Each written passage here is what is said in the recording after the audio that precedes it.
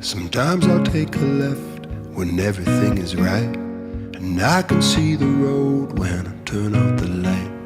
I'll sleep under the stars, and if it starts to rain, take cover in a bar and run into a friend till the sun comes out again.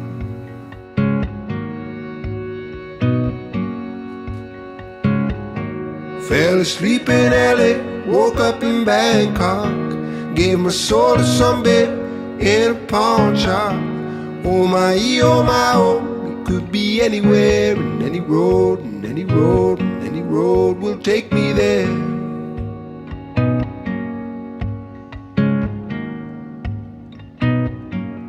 I may have roamed these streets 100 times before, and when I finally meet you, will roam 100 more. Selamat pagi semuanya. Hari ini kita berada di perkebunan gede PTPN 8, dan hari ini kita akan melihat sistem pemetikan. Pemetikan ada dua cara, manual dan dengan mesin. Jadi klon yang ditanam ini adalah jambu. Usianya ini sekitar 11-12 tahun. Nah, pada saat penanaman teh dari awal itu adalah yang paling penting adalah masa investasi. Investasinya itu 2-3 tahun, masa TBM. Nah, yang krusial di situ adalah pemeliharaan dan juga pembentukan bidang petik. Nah, seperti yang Anda lihat sekarang, ini kan hamparan gitu. Ya.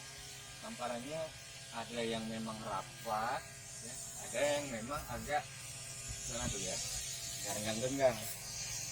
Nah, itu diakibatkan pada saat hasil TBM, tanaman belum menghasilkan, itu pada saat ada tanaman yang mati tidak langsung sulam. Itu satu. Yang kedua, pada saat pembentukan bidang petik atau istilahnya adalah bending atau centering bending, itu pelaksanaannya tidak optimal. Makanya banyak areal-areal yang masih agak terbuka. Nah, diharapkan pembentukan bidang petik ataupun dilakukannya centering bending itu adalah untuk mendapatkan bidang petik, ini bidang petik ya, selebar-lebarnya. Ini termasuk bagus ini. Nah, sistem tanamnya ini adalah jalurnya adalah double row, jadi satu yang kosong, dua penuh. Jadi mesin masuk dari kiri kanan untuk motong. Oke, untuk kegiatan metik ada pucuk namanya pucuk burung dan juga ada namanya pucuk peko. Nah, contoh pucuk peko itu adalah ada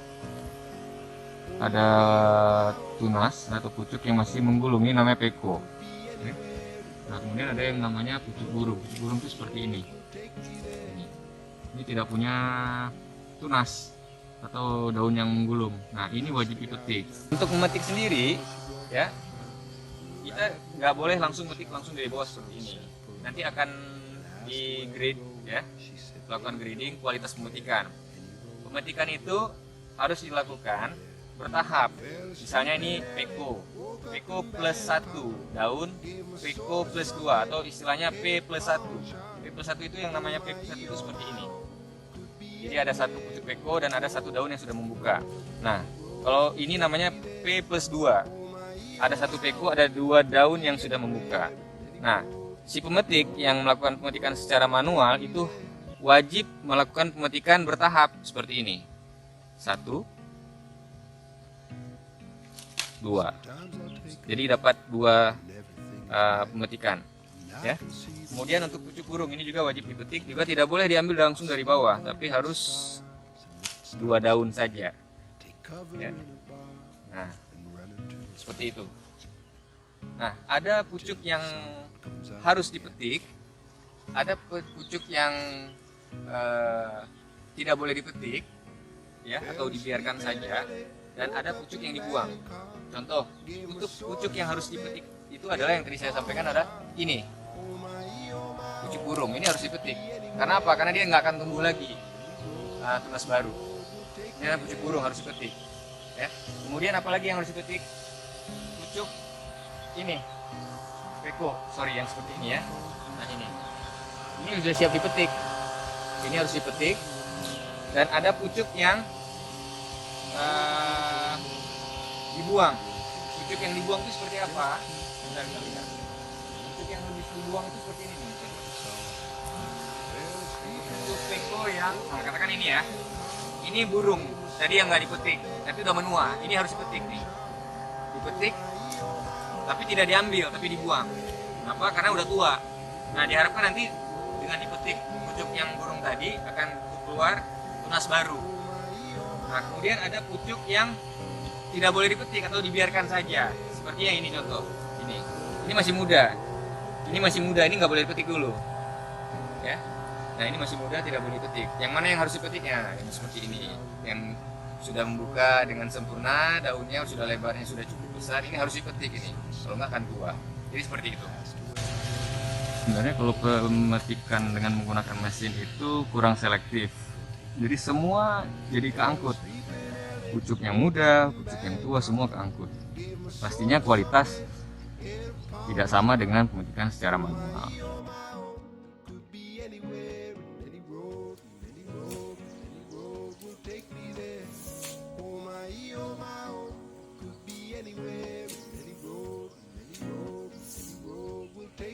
Pada saat kita budidaya teh di perkebunan itu adalah pengawasan, itu yang paling penting. Contoh pengawasan pemetikan. Nah, pemetikan secara manual maksudnya seandainya kan di pohon itu borongan. Nah, mereka akan berlomba-lomba dengan waktu seperti itu. Mereka bisa metik, besar juga, wah mereka terima. Jadi itu teh itu ada yang dipetiknya, wah dia jambretnya gitu, di apa ya, dirampasnya gitu. Tidak ada seperti ini.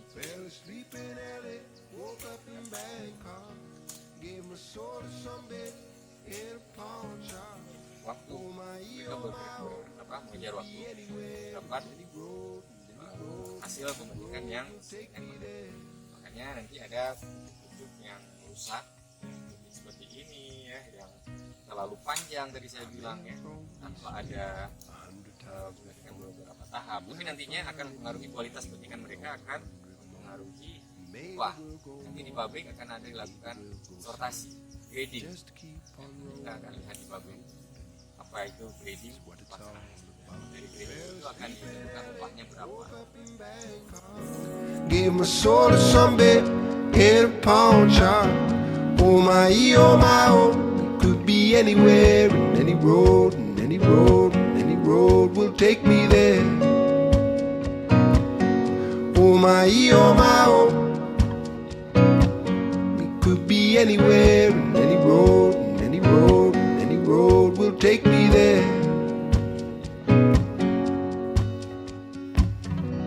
And the last thing I remember, before she broke my heart, we were riding in a rickshaw down Sunset Boulevard, and I asked her. Pada saat dipetik, rumah juga masuk dalam teh ya. Jadi pada saat pengolahan nanti akan tercampur, kalau nggak disortir dengan benar-benar, nanti akan mempengaruhi rasa dari teh itu. Seperti ini banyak. Kalau tercampur, tergiling pada saat pengolahan, ada beberapa daun bunga yang masuk, itu pasti rasa tehnya akan berubah, campur sama bunga. Nah, itu dia kelemahan mematikan dengan menggunakan mesin. Salah satu kelemahannya. Kelebihannya memang kita tidak butuh tenaga kerja yang banyak, hanya beberapa orang, dan juga begitu cepat proses pengerjaannya. Jadi satu mesin tadi ada disebutkan bisa untuk 180 kg pucuk per hari kapasitasnya. Teh itu kan yang diambil daunnya. Jadi pengendalian hama penyakit itu sangatlah penting dilakukan. Karena apa? Kalau daunnya itu rusak, otomatis kualitas dari teh itu akan turun. Nah, hama teh yang paling banyak itu yang menyerang adalah misalnya Galopeltis. Nah, dia menusuk, tipenya menusuk dan menghisap daun-daun yang masih muda. Ini contohnya. Dia tusuk, dia hisap, Jadi akan terjadi hitam-hitam seperti ini. Nah, biasanya dia menyerang daun dan juga batang pucuk-pucuk ini. Nah, ini kalau dibiarkan ini bisa habis, satu kebun bisa habis hitam semua ya, kalau tidak dikendalikan. Nah, dan bahayanya lagi apa helopeltis ini, dia kalau dibiarkan itu nanti menyebabkan kanker batangnya, rusak sampai ke batang-batang pada saat tanamannya udah menua.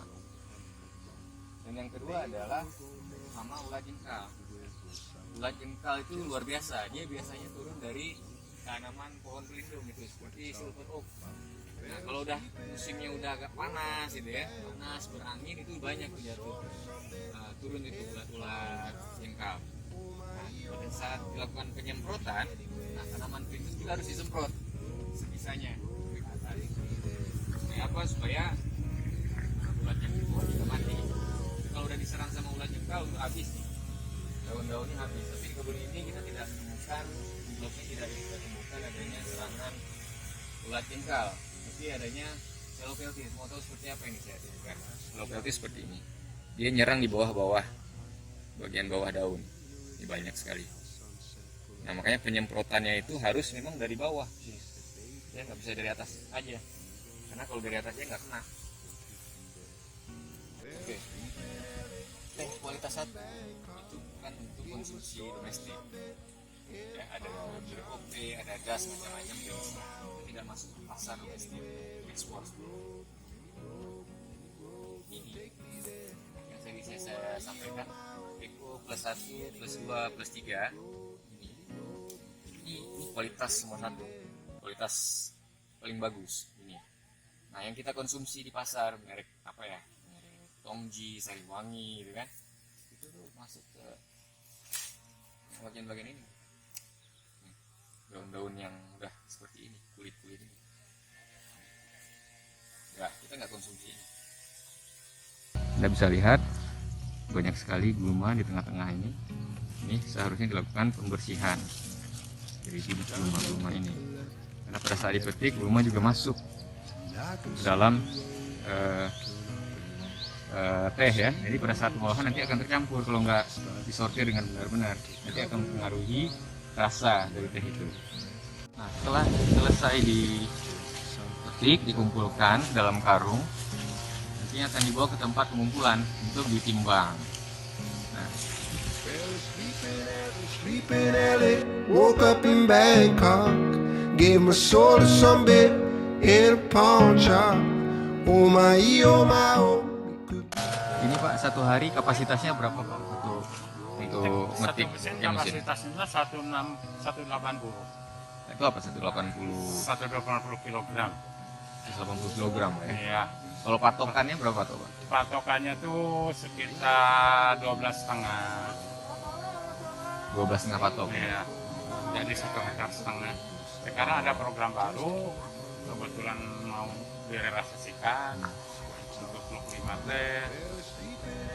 18 patok. 100 times before, and when I finally meet you, we'll roam 100 more. Maybe we'll go north, and maybe we'll go south. Just to keep on rolling, rolling is what it's all about. Fell asleep in LA, woke up in Bangkok, gave my soul to some bit in a pawn shop. Oh my, oh my, oh, it could be anywhere, and any road, and any road, and any road will take me there. Oh my, oh my, oh, it could be anywhere. Di sini ada beberapa kualitas metikan, ada P plus 3, Peko plus 3 daun, burung 1 daun muda, burung 2 muda, kemudian daun muda aja ya. Itu ada gulma ya, dari daun rusak, terus kasar dan Peko plus 2. Ini pokoknya ya. Ini dari 100 gram, dilihat berapa persen yang mengandung daun kasar, rusak, dan gulma. Oh my, oh, it could be anywhere, and any road, and any road, and any road will take me there. Oh my, oh my, oh, it could be anywhere, and any road,